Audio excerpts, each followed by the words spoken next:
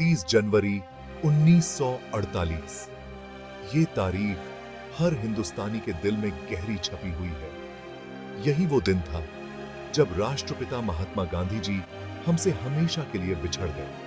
अहिंसा और शांति का पाठ पढ़ाने वाले गांधी जी की मौत एक बहुत ही हिंसक तरीके से हुई। इस दिन पूरा हिंदुस्तान अंधेरे में डूब गया क्योंकि गांधी जी रूपी प्रकाश हमेशा के लिए बुझ गया था। आज 76 साल बाद भी गांधी जी की हत्या की याद हमें बहुत दुखी करती है। पूरा देश गम में डूब गया था। हिंदू, मुस्लिम, सिख, ईसाई सभी लोग एक साथ मिलकर रो रहे थे। वो महापुरुष जो भारत को आजादी तक लेकर आए थे, अब नहीं रहे। दिल्ली के बीचों बीच स्थित बिड़ला हाउस एक ऐतिहासिक स्थल है जहां महात्मा गांधी जी ने अपने जीवन के आखिरी दिन बिताए थे। यह घर उनके लिए एक शांति का स्थान था। अपने जीवन के आखिरी दिन उन्होंने यहीं बिताए थे जहां वे अपने विचारों और आदर्शों को जीते थे।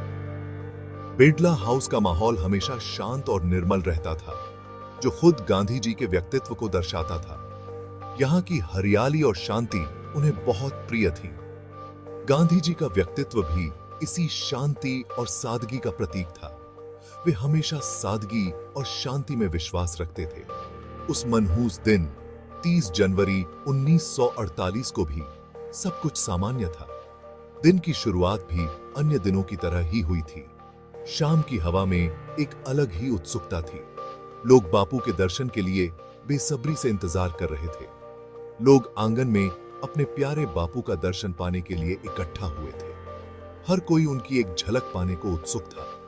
कमजोर होते हुए भी जीवन से भरपूर गांधी जी अपनी दोनों परपोतियों का हाथ थामे मुस्कुराते हुए अपनी रोज की प्रार्थना सभा के लिए बगीचे की ओर बढ़े।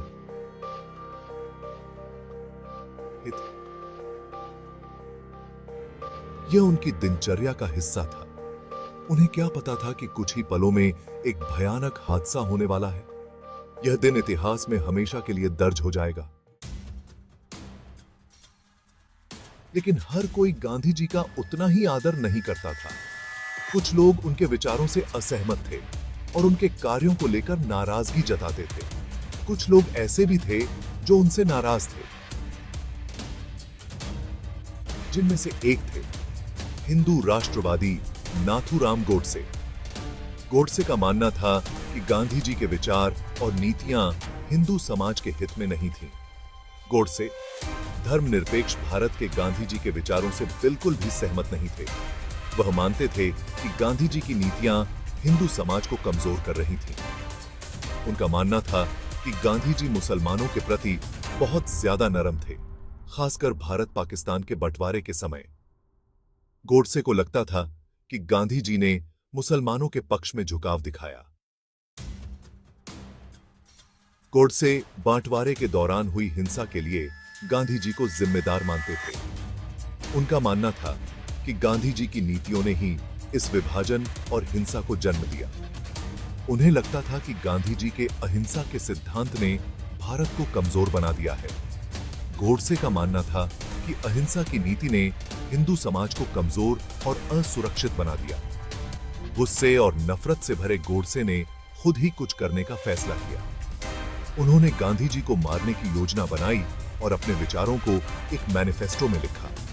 उसकी इस हरकत का भारत और पूरी दुनिया पर बहुत बुरा असर पड़ने वाला था।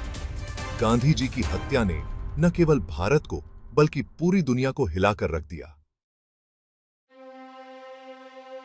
जैसे ही गांधी जी इकट्ठा हुए लोगों की तरफ बढ़े, एक नौजवान उनके पास आया। ये नाथूराम गोडसे था। उसने झूठे आदर से गांधी जी को प्रणाम किया। इससे पहले कि कोई कुछ समझ पाता, गोडसे ने अपने कपड़ों के नीचे छुपा रखी एक बेरेटा पिस्टल निकाली। 3 गोलियों की आवाज से शाम की शांति भंग हो गई। हे राम, गांधी जी की आखिरी आवाज थी, जिसमें उस ईश्वर का नाम था जिसको वो बहुत मानते थे। खून से सनी हुई अपनी सफेद धोती में वो जमीन पर गिर पड़े। वहां मौजूद लोग डर और सदमे में देखते रह गए। वो महापुरुष जो उन्हें आजादी दिलाने के लिए आए थे, जो अहिंसा का पाठ पढ़ाते थे, उन्हें गोली मार दी गई।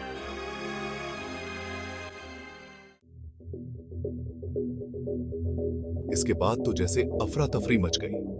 लोग चिल्ला रहे थे, रो रहे थे और गांधी जी की तरफ भाग रहे थे। गोडसे वहां से भागने की कोशिश नहीं की। वो वहीं खड़ा रहा। उसके चेहरे पर एक अजीब सी शांति थी, मानो उसे अपने किए पर गर्व हो। उसे तुरंत पकड़ लिया गया और हिरासत में ले लिया गया। गोडसे खुद को एक देशभक्त हिंदू धर्म का रक्षक मानता था। उसका मानना था कि उसने भारत पर मंडरा रहे एक बड़े खतरे को खत्म कर दिया है। हत्या के पीछे उसकी दलील उसकी कट्टरपंथी विचारधारा थी।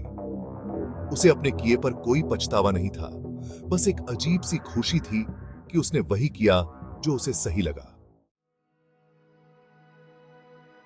गांधी जी की हत्या की खबर जंगल की आग की तरह तेजी से फैल गई और पूरा भारत सदमे और गहरे दुख में डूब गया। लाखों लोग अपने प्यारे बापू को श्रद्धांजलि देने सड़कों पर उतर आए। उनके पार्थिव शरीर को तिरंगे में लपेटा गया और दिल्ली की सड़कों पर अंतिम यात्रा के लिए ले जाया गया। यह जुलूस मीलों तक फैला हुआ था। मानवता का एक विशाल समंदर दुख में डूबा हुआ था। लोगों ने फूल बरसाए, प्रार्थनाएं की और खुलकर रोए। पूरी दुनिया ने भारत को अपने बापू को अलविदा कहते हुए देखा। उनकी हत्या सिर्फ भारत के लिए ही नहीं, बल्कि पूरी मानवता के लिए एक बहुत बड़ी क्षति थी। गांधी जी का जीवन भले ही बहुत जल्दी खत्म हो गया, लेकिन शांति और अहिंसा का उनका संदेश आज भी हम सबको प्रेरित करता है। उनके विचार और सिद्धांत समय की सीमाओं को पार कर गए हैं और आज भी हमारे जीवन में गहरे प्रभाव डालते हैं। उन्होंने दुनिया को सच्चाई, प्रेम और क्षमा की ताकत दिखाई। उनके उपदेशों ने न केवल भारत को स्वतंत्रता दिलाई, बल्कि पूरी दुनिया को एक नई दिशा दी।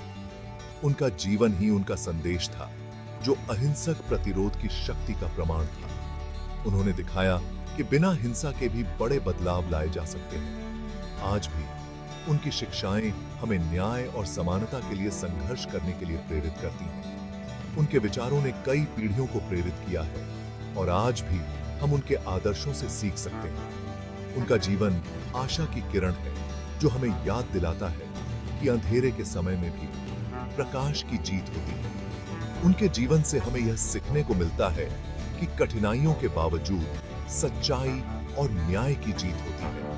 गांधी जी भले ही हमारे बीच नहीं हैं, लेकिन उनकी विरासत हमें एक बेहतर कल की ओर guiding continues to guide us.